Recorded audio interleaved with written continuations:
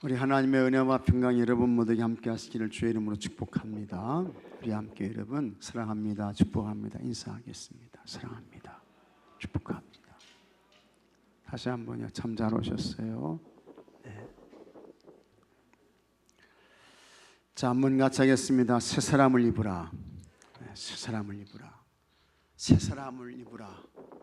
이걸 이제 우리가 신학적인 그 용어로 말씀드리면 중생하는 것입니다. 이렇게 거듭나가지고 새삼, 새 인생 사는 거예요.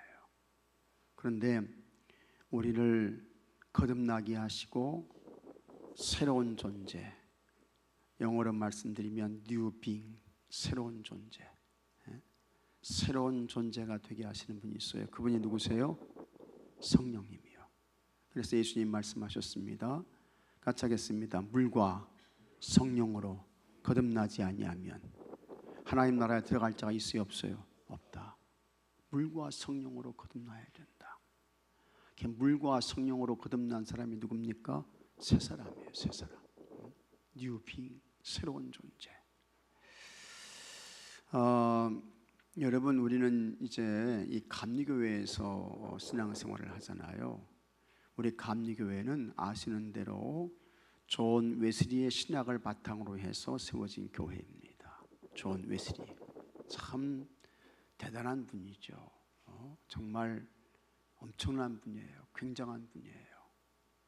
그래서 이 웨슬리 신학을 바탕으로 해가지고 우리 감리교회가 세워졌는데, 저는 하여튼 우리 감리교인이 됐다고 하는 거, 그 다음에 감리교회 목사가 됐다고 하는 거 아주 기쁘고 감사하고 그 다음에 행복하게 생각합니다. 여러분들도 우리 감리교인이 된 거에 대해서 아주 특별한 그와 같은 하나님의 은혜라고 생각하고 여러분 감사하시기 바랍니다.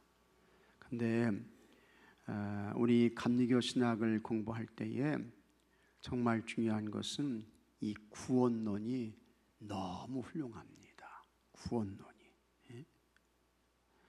그래서 우리 감리교 신학의 이 구원론은 정말 성서적이고 목회적이고 교회적이고 신앙적이고 이제 그렇습니다. 그래서 존 웨슬리는 우리 이 구원론을 이야기할 때에 7가지의 단계를 이야기했잖아요. 그래서 첫 번째는 모든 사람들에게 구원의 가능성이 있어요, 없어요? 있어요. 어떤 사람이든지 모든 사람에게 구원의 가능성이 있어요. 장로교 신학에서는 구원받은 사람들이 따로 예정되어 있다는 거예요. 예정되어 있어요. 그래서 아무리 신앙생활을 잘해도 하나님의 구원에 예정되어 있지 아니한 사람은 그 사람 구원 받습니까? 못 받습니까? 우리 장로교 신학으로 말하면 구원을 못 받아요. 그러면서 하는 이야기가 당신은 구원받은 줄로 믿고 신앙생활을 하십시오. 그렇게 이야기를 하는 거예요. 웨슬리는 그것을 절대적으로 반대했습니다. 그건 아니다. 성경적인 거 아니다. 그렇게 이야기를 했어요. 그러면서 우리 감리교 신학에서 존 웨슬리가 구원론을 이야기할 때 가장 먼저 첫 번째로 말했던 것은 모든 사람들에게 하나님의 선행적 은총이 있다. 그렇게 이야기를 한 거예요. 모든 사람에게. 그래서 어떤 사람이든지 구원의 가능성이 있다. 그렇게 이야기를 한 것입니다. 그러면서 세상의 모든 사람을 구원의 대상으로 삼았던 것입니다. 만일에 여러분 하나님께서 구원을 예정해 놓으신 분이 다 정해져 있다고 하면 여러분 전도할 필요가 있어요, 없어요? 있어요, 없어요? 없어요. 전도할 이유가 없어요. 전도할 필요가 없어요. 전도를 안 해도 예정된 사람은 어떻게든지 하나님이 구원하신다는 거예요. 그 다음에 신앙생활 잘하는 사람도 하나님의 구원의 예정에 들지 못했다고 하면 그 사람은 나중에 구원 받아요, 못 받아요? 못 받는다는 거예요. 웨슬리는 그런 것이 어떻게 성경적이고 그런 것이 어떻게 구원의 그와 같은 진리가 될 수 있느냐 하면서 그걸 아주 강력하게 반대했습니다. 그러면서 여러분, 만일에 여러분들이 이제 신앙생활을 할 때에 아무리 내가 열심히 해도 하나님의 구원에 예정되어 있지 않아, 그러면 교회 생활을 열심히 할 이유가 있어요, 없어요? 열심히 하실 거예요, 안 할 거예요? 안 할 거예요. 아무리 열심히 해도, 아무리 힘껏 해도 나는 구원에서 제외됐어. 그러면 나중에 남는 게 뭐가 있어요? 아무것도 없잖아요. 그게 장로교의 예정론이라는 거예요. 웨슬리는 그것을 아주 절대적으로 반대했습니다. 그거는 비성경적인 것이다, 옳지 않은 것이다.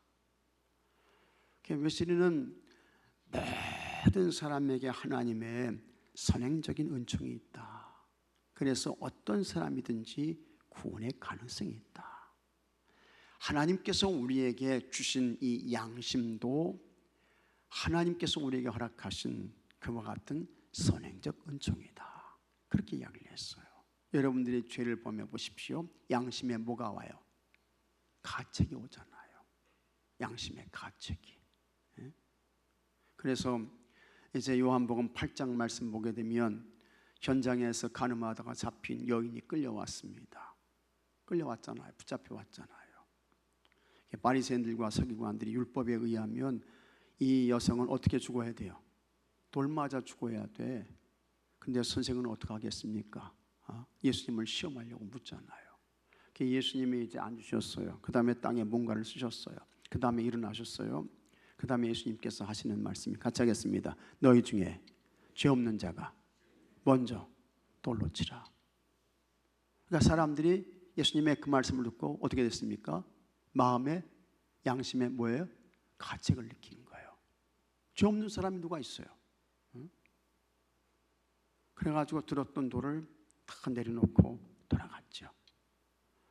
이제 여성과 예수님만이 남았는데 예수님께서 하시는 말씀이, 나도 너 정죄하지 않는다. 가서 죄 짓지 말고 잘 살아 하면서 예수님께서 그 여인을 보내주시잖아요. 그 양심의 가책, 그것도 하나님께서 허락하신 선행적 은총이라고 했습니다.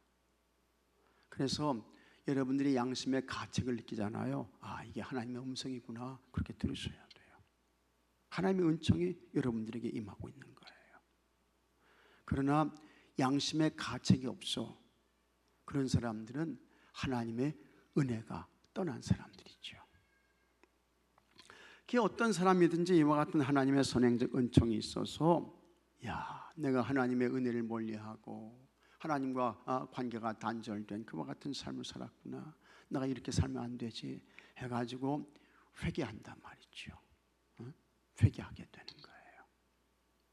그리고는 하나님께로 돌아와요. 돌아오는 그와 같은 사람들을 이제 하나님께서 어떻게 여기십니까? 의롭다고 인정을 받은 자로 여겨주시는 것입니다. 그걸 우리가 신학적인 용어로 뭐라고 이야기를 한다고요? 칭의라고 하는 것입니다. 진짜 의로워서가 아니에요. 하나님께서 의로운 자로, 회개하고 돌아온 그거 보시고 의로운 자로 인정해 주시는 거예요. 그래서 죄인이면서 뭐가 되는 것입니까? 의인 되는 거예요. 그러나 의이면서 동시에 누굽니까? 죄인인 거예요. 사람은 그런 거예요. 그렇게 해서 이제 의롭다함을 받은 사람, 거기서 끝나는 게 아닙니다. 그 단계에서 머무는 게 아니에요. 정말 과거의 옛사람을 벗어버리고 진짜 예수님의 사람으로, 예수님의 왕된 사람으로, 예수님의 주인된 사람으로 이렇게 이제 우리가 새롭게 태어나야 돼요. 새롭게 태어나야 돼요. 사도 바울은 그 사람을 새 사람을 입으라 그렇게 이야기를 했습니다. 존 웨슬리는 그것을 신생이라고 이야기를 했습니다. 신생, 새롭게 태어나는 거예요. 거듭나는 거예요. 중생이에요. 영어로 말씀드리면 리버스 그렇게 이야기를 하는 거예요. 그때에 결정적인 역할을 하시는 분이 누구라고요? 보혜사 성령님인 것입니다. 성령님이 우리를 새로운 존재, 새 사람, 뉴버스, 거듭나게 하시는 거예요. 자, 이렇게 이제 거듭났어요. 그때부터는 우리의 모든 인생의 삶의 목표, 가치 이런 것들이 다 누구에게 모아지는 거예요? 누구에게 집중되는 거예요? 예수님께로 모아지는 거예요. 예수님, 그 예수님 닮아가고, 그 예수님 쫓아가고, 예수님 사랑하고, 예수님 증거하고, 예수님의 마음이 나의 마음이 되고, 예수님의 계획이 내 계획이 되고, 예수님의 삶이 내 삶이 되고, 이렇게 되는 거예요. 존 웨슬리는 이것을 뭐라고 이야기를 했습니까? 같이 하겠습니다. 성화, 성화라고 이야기를 한 거예요. 성화. 성화는 다른 거 아닙니다. 우리의 삶이 예수님으로 충만케 되는 거예요. 예수님이 어떻게 말하셨지? 예수님이 어떻게 행동하셨지? 예수님이 어떻게 처신하셨지? 예수님이 어떻게 사랑하셨지? 그 예수님을 바라보면서 그 예수님을 닮아가고 예수님을 쫓아가고 예수님으로 충만해지고, 웨슬리는 그것을 성화라고 이야기를 했던 것입니다. 참 감사한 거죠. 그래서 사도 바울은 뭐라고 이야기했습니까? 같이 하겠습니다. 그리스도의 장성한 분량까지 어떻게 해요? 자라 올라가야 된다. 그리스도의 밑에만 미치는 게 아니에요. 그리스도의 장성한 분량까지 자라 올라가는 거예요. 그와 같은 삶 속에 거룩한 변화가 있지요. 그래서 이제 오늘 말씀 보게 되면 거룩한 변화가 나오는데, 그 변화 가운데 이제 말에 대한 이야기가 나와요. 말에 대한 이야기. 그래서 정말 예수님으로 거듭난 사람은, 예수님을 닮아가고 예수님을 배워가는 사람은 우리의 삶에 거룩한 변화가 있게 되는데, 거룩한 변화, holy change, 거룩한 변화가 있게 되는데, 그 변화가 어디서부터 시작되느냐? 말에서부터 시작된다는 거예요. 그래서 진짜 거듭난 사람은, 성화의 사람은 뭐가 없습니까? 거짓이 없어. 거짓. 거짓이 없단 말이죠. 이 세상에는 거짓이 얼마나 많습니까? 이 세상은요, 참 힘든 세상이에요. 어려운 세상이에요. 그래서 이 세상은요, 진짜 한마디로 말하면 속이고 또 어떻게 해요? 속는 세상이야. 속고 속이는 세상이야. 참 힘든 세상, 어려운 세상을 살고 있습니다. 여러분, 문자 메시지 왔다고 해가지고 아무나 그냥 클릭하면 큰일 납니다. 큰일 나요. 여러분 통장에 돈 다 빠져나가요. 속이고 속는 세상이에요. 그런데 진짜 거듭난 성화의 사람은요, 그와 같은 거짓이 없게 되는 거예요. 그러면서 또 그 말의 변화가 있게 되는데, 그 말이 선한 말, 같이 하겠습니다. 선한 말, 선한 말을 하게 되는 거예요. 선한 말, 복된 말을 하게 되는 거예요. 그래서 여기 이제 보게 되면 뭐라고 이야기를 했는가 하니, 이렇게 이제 나오잖아요. 29절에 무릇 더러운 말은 너 입 밖에도 내지 말고 오직 덕을 세우는 데 소용되는 대로, 같이 하겠습니다. 선한 말을 하여, 선한 말을 해서 듣는 자들에게 뭘 끼쳐야 돼요? 은혜를 끼쳐야 돼. 은혜를 끼쳐야 돼. 이와 같은 변화가 있게 되는 거예요. 선한 말을 하고, 그 다음에 또 이제 그 마음이 바탕이 바로 돼야 되잖아요. 바탕. 사람은 마음 속에 있는 것이 뭘로 나와요? 말로 나오는 거예요. 말로. 그래서 그 사람의 그 말을 보게 되면 저 사람이 무슨 생각을 하고 있나 하는 것을 우리가 알게 되는 것입니다. 이렇게 마음이 밭이 좋아야 돼. 밭이. 근데 참 그 마음 바뀌는 게 여러분 쉽습니까? 마음이 달라지는 게 그게 간단합니까? 안 되더라고요. 그게 이게 바탕이 바뀌어지는 게 힘들어요. 어려워요. 근데 여러분 성령님이면 되는 줄로 믿으시기 바랍니다. 성령님이면. 그래서 여기 이제 31절 말씀 보면, 자 31절 말씀 한번 같이 읽어보겠습니다. 너희는 모든 악독과 노함과 분냄과 떠드는 것과 비방하는 것은 모든 악의와 함께 버리고, 이렇게 말씀하는 거예요. 모든 악독함이 우리 속에 있단 말이죠.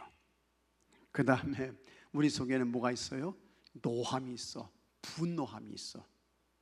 분노함.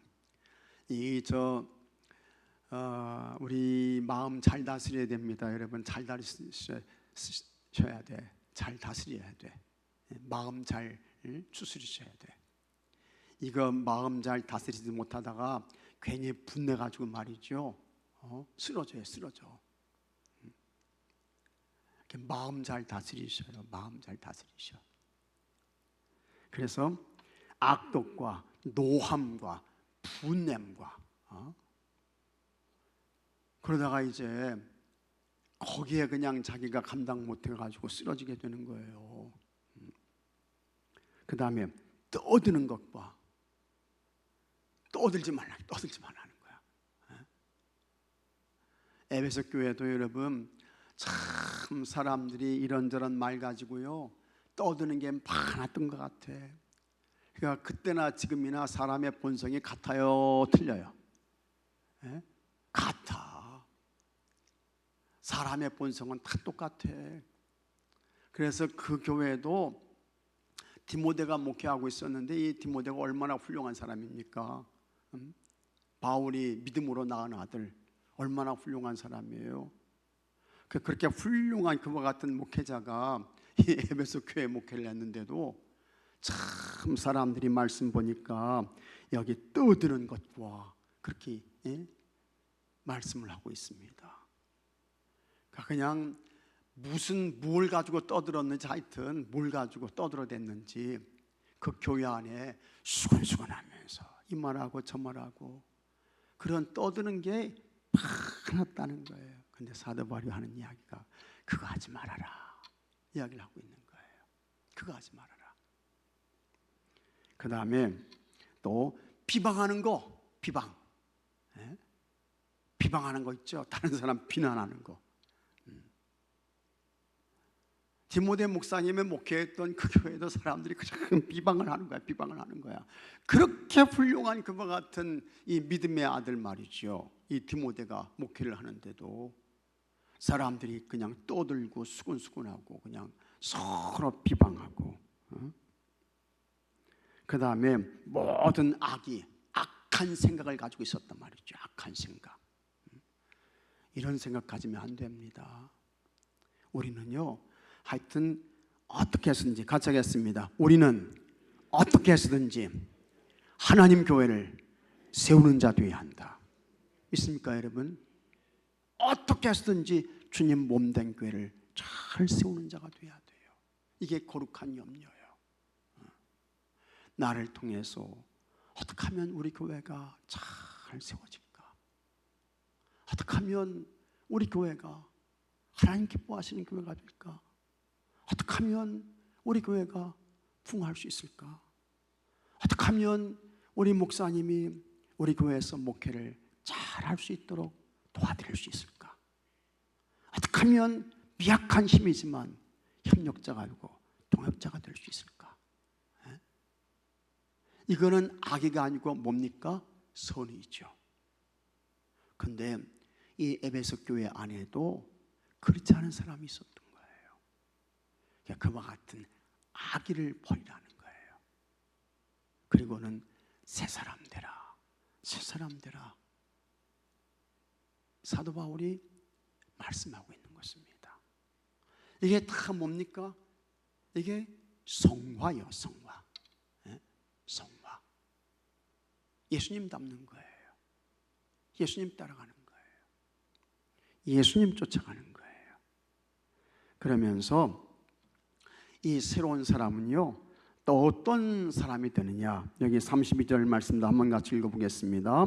서로 친절하게 하며 불쌍히 여기며 서로 용서하기를 하나님의 그리스도 안에서 너희를 용서하심과 같이 하라. 이렇게 말씀하고 있는 것입니다. 서로 어떻게 하라고요? 친절하라는 거예요. 여러분, 우리 교회 오신 분들한테 제발 좀 친절하시기 바랍니다. 친절하셔요. 친절하셔. 인사 좀 잘하시고, 지금까지도 잘하셨지만 그냥 새로운 사람 왔을 때 그냥 멀뚱멀뚱 쳐다보지만 말고 말이죠. 친절하게 좀 이렇게 이제 대하시고, 그 다음에 불쌍히 여기며 서로 불쌍히 여기며 용서해라. 이런 걸 보게 되면 이 교회 안에서도 교인들이 싸우고 다투고 분쟁하면서 서로 뭡니까? 대립하고 있었던 것 같아요. 사도 바울이 디모데를 통해서 그와 같은 소식을 다 듣게 되는 거예요. 우리 교회가 서로 싸워가지고 대립하고 서로 비난하고 비방합니다. 그러니까 바울이 그와 같은 모습을 보면서 이제 감옥 안에서 에베소 교회에 편지를 보내고 있는 것입니다. 그러면서 교회 성도를 향해서 여러분 새 사람이 되십시오. 새로운 존재가 되십시오. 은혜 받고 성령 충만하게 되면 이런 거 다 버리게 되는 것입니다. 사도 바울이 말씀하고 있는 것입니다. 그런데 이것이 에베소 교회로만 끝나는 게 아닙니다, 여러분. 우리도 똑같은 거예요. 우리도 똑같아. 바울의 말씀을 잘 들으시고 여러분들이 다 성령 충만해서 성화의 삶을 사시는 모든 분들이 되시기를 축복합니다. 성화의 삶. 그러다가 거기서 더 올라가게 되지요. 예수님의 사랑으로, 그냥 사랑으로 우리 속이 완전히 가득가득 채워지는 거예요. 웨슬리는 그것을 완전이라고 했습니다. 그렇게 살다가 하나님께서 정하신 때가 되면 우리를 불러가셔요. 하나님 나라 천국으로를 거룩한 이주를 시켜주셔요. 그때 우리는 뭘 얻습니까? 영화의 단계에 이르게 되는 것입니다. 그래서 오늘 말씀을 잘 생각하면서 새 사람을 입으라. 이것이 에베소 교회 성도들에게만 해당되는 그와 같은 말씀이 아니고 오늘 우리 교회에, 오늘 여러분들에게 해당되는 말씀인 것을 잘 깨닫고 하시기를 바랍니다. 그래서 사도 바울이 왜 새 사람을 입으라고 했을까? 우리가 입어야 할 새 사람은 어떤 존재인가 하는 것을 잘 생각하셔야 돼요. 내가 하는 말은 새 사람다운 말인가? 내가 하는 행동은 새 사람다운 행동인가? 내가 하는 그와 같은 사명의 직분을 감당하는 것은 정말 성령으로 거듭난 새 사람다운 그와 같은 헌신과 충성을 하고 있는가? 잘 기억하시고 새 사람답게 여러분 좋은 믿음의 사람들 되시고 사명 잘 감당하시고 하나님 교회 잘 섬기시고 서로 사랑하며 돌봐주며 고용하며 수용하며 이렇게 해서 여러분 다 하나님이 기뻐하시는 새 사람으로 새로운 존재로 하나님의 사랑과 복을 받고 누리는 여러분들이 되시기를 축복합니다. 자, 여기 23절 24절 말씀 한번 같이 읽어보겠습니다. 오직 너희의 심령이 새롭게 되어 하나님을 따라 의와 진리와 거룩함으로 지으심을 받은 새 사람을 입으라. 아멘.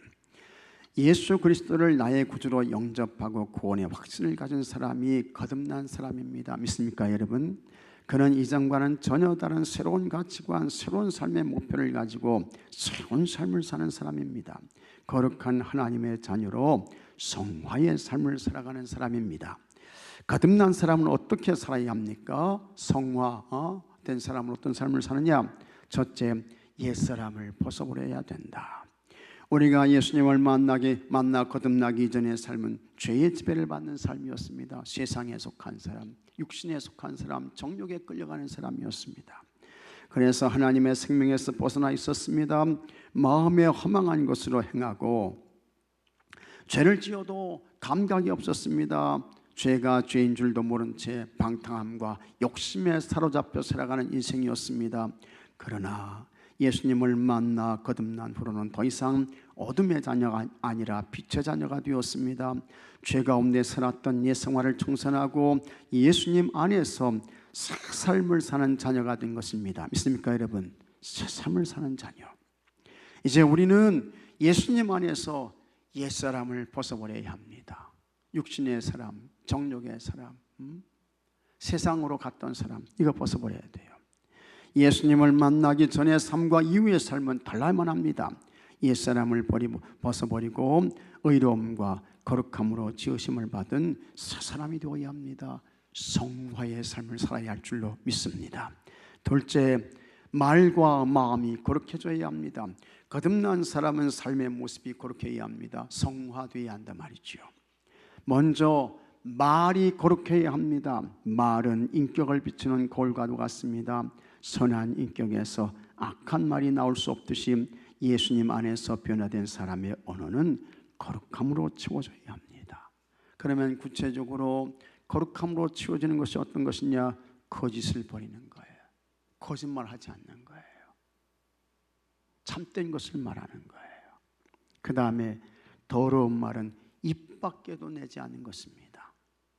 비난하는 말, 비판하는 말, 험담하는 말, 뒤에서 수근수근하는 거, 그냥 이 말 저 말 떠들어대는 거, 그거 아니라는 거예요. 그러지 말라는 거예요. 그 다음에 같이 하겠습니다. 오직 덕을 세우는 말. 이 말은 은혜로운 말을 하라는 거예요. 은혜로운 말, 선한 말을 하라는 거예요. 복된 말을 하라는 거예요. 그래서 교회에서 제일 미련한 사람이 누군지 아세요? 싸우는 사람, 비방하는 사람, 비난하는 사람, 험담하는 사람, 가장 불쌍한 사람이에요. 제일 불행한 사람이에요. 진짜 무지한 사람이에요.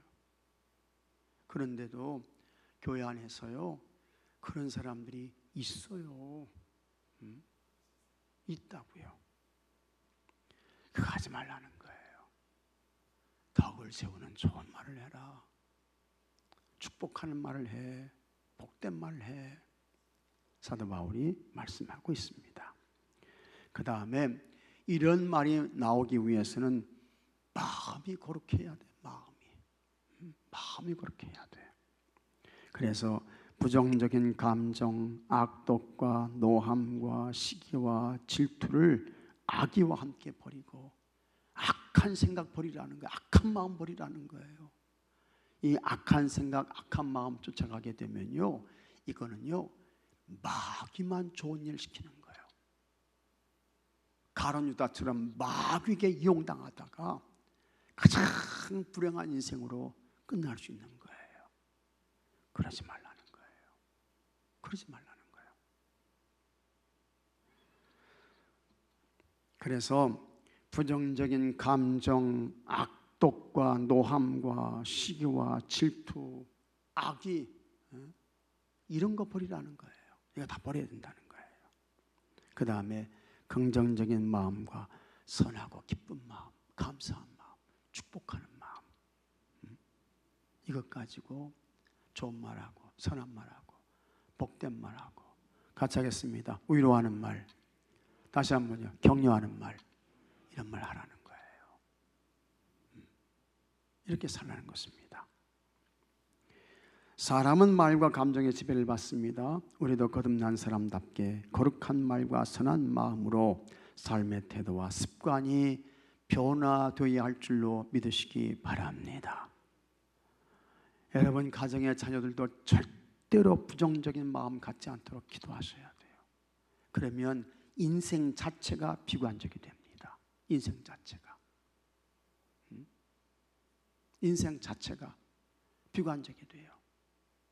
그러면 그 결과는요 참 힘들어지는 거예요. 어려워지는 거예요.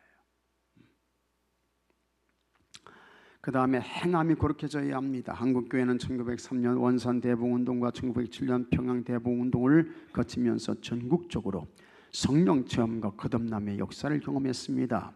교인들은 옛사람의 삶을 버리고 거룩하고 새로운 삶을 실천해 나갔습니다. 복음을 받아들이기 전에는 전혀 죄로 여기지 않던 풍속이나 관습을 버리기 시작했습니다. 그래서 첩을 내보내고 노비를 해방하여 풀어주고 제사를 폐하고 허례와 허식으로 남아있던 구습을 타파하고 한국 교회와 선교사들은 적극적인 금주, 금연운동을 펼쳐서 성도들이 절제와 성결의 삶을 살도록 일깨웠습니다. 거룩한 삶으로의 변화는 작은 것을 실천한 일에서 출발합니다. 그리고 그것을 시작할 시간은 지금 바로 여기인 것입니다. 예수 그리스도를 만나 거듭나고 거룩해진 우리는 계속해서 거룩한 삶을 살기 위해 애써야 합니다. 애쓰셔야 돼요. 그래서 열심히 기도하셔야 돼요. 말씀을 붙잡고 기도하셔야 돼요. 예수를 만나 성령으로 거듭난 사람에게도 여전히 옛 성품과 습관이 남아 있을 수 있는 까닭입니다. 그 다음에 마귀는요, 너 그렇게 살아가지고 좋은 거 뭐 있냐, 잘 되는 거 뭐 있냐, 자꾸 우리를 유혹한다고요. 그러므로 내 힘과 능력을 의지하지 말고 오직 성령님의 도우심을 소망하며 간구해야 합니다. 믿습니까 여러분? 성령님이 도와주셔야 돼요. 그래서 그분이 우리의 말과 우리의 마음과 행함을 거룩함으로 이끄시는 거예요. 성령님의 도움과 은혜를 구하며 여러분 기도하고 간구해서 여러분들이 다 예수님 닮은 성화의 사람으로 주님 기뻐하시는 복된 사람으로 살아가시는 여러분들이 되시기를 바라고 여러분들을 통해서 우리 교회가 행복한 교회로 평안한 교회로 잘 세워져가는 은혜가 있게 되기를 바랍니다. 믿습니까 여러분? 자, 묵상 질문. 버려야 할 옛사람의 모습은 어떤 것입니까? 여러분들이 여러분 자신의 모습을 잘 생각해 보십시오. 아직도 내 속에 혈기가 있어. 아직도 내 마음속에 나 중심의 그와 같은 생각과 마음이 있어. 사도 바울은요 같이 하겠습니다. 나는 날마다 어떻게 한다 했어요? 죽는다. 사도 바울은 나는 날마다 죽는다고 했어. 날마다. 우리도 날마다 죽어야 돼. 날마다 죽어야 돼. 거듭난 후 나의 언어 습관은 어떻게 바뀌었습니까? 여러분 축복의 말만 하시기 바랍니다. 은혜를 끼치는 덕을 세우는 선한 말만 제발 하시기를 바랍니다. 수근수근하지 말고 떠들지 말고 이 말하고 저 말하고 그러지 마시고 그거 아닌 것입니다.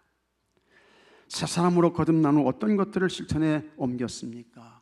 해서 하여튼 성령님의 도움을 구하며 새 사람으로 살 수 있도록 기도하셔야 돼요. 그 다음에 원망과 불평이 아니고 항상 감사로 살고 축복하며 살고 우리가 이렇게 살아야 할 줄로 믿습니다. 자, 금화길서 금화기성 나오시기 바랍니다.